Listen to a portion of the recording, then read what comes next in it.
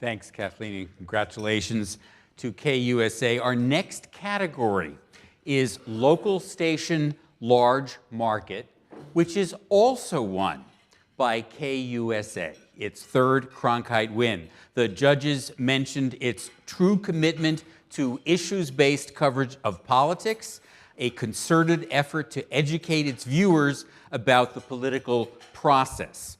Kyle and Brandon, whom you met on the panel and just saw, Brandon, are tough, no-nonsense debate moderators. In fact, I wrote a piece this week whose headline was, "These two dudes in Denver should moderate all the presidential debates." I'd like to show you a clip which made me want to say that.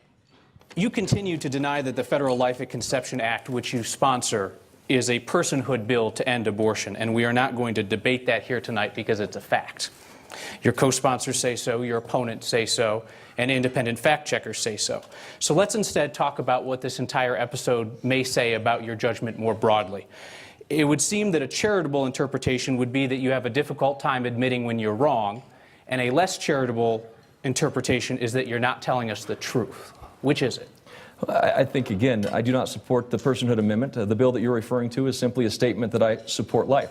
But let me just repeat the words of Senator Udall. Why does no one else think that? That's what we're getting at. Again, I have answered this question multiple times. I'm aware of that. The people of Colorado deserve better. They deserve more than a single issue that Senator Udall is attempting to give them. And believe you me, we're going to talk about that. But what I'm asking you about here is what appears to be the willing suspension of the facts. People who agree with you on the issue of life think you're wrong about how you're describing the bill. Everybody seems to have a cohesive idea of what this is, with the exception of you, and I'm just wondering, what should voters glean from that? Senator, the Denver Post editorial board is calling yours a obnoxious one-issue campaign that is an insult to women.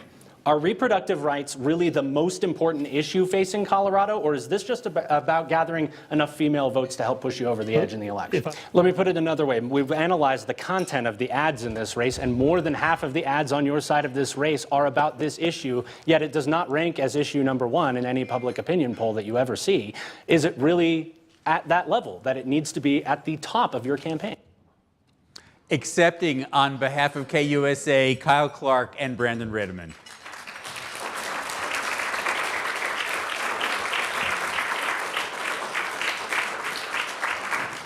Congratulations.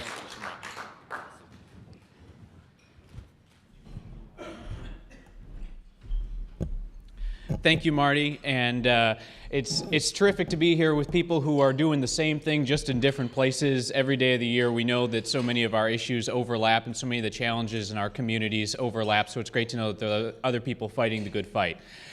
I say this not to diminish the work that the KUSA team has done or the work that any of you are doing out there, but we touched on it a moment ago. With the ad revenue that is coming in on political, this is the least we can do. This should be the bottom end of the spectrum, okay? And the fact that there are stations out there that are not committing resources to it should be a source of embarrassment for the industry. So I'm proud to work at KUSA, where from the top down and from Gannett top down, they have said this will be a priority, it is not negotiable, and I'm happy to be in a room with so many other people whose bosses believe the same.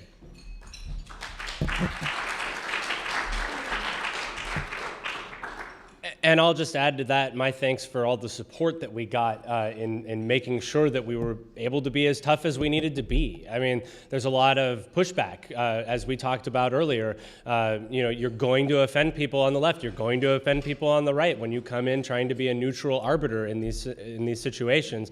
But that doesn't mean that you should handle politicians with kid gloves. I mean, they're big boys and girls, they can handle it. And they ought to. They ought to be challenged. I mean, it's very important to get people nailed down. It's the one opportunity you have to do that before people go and cast their ballots.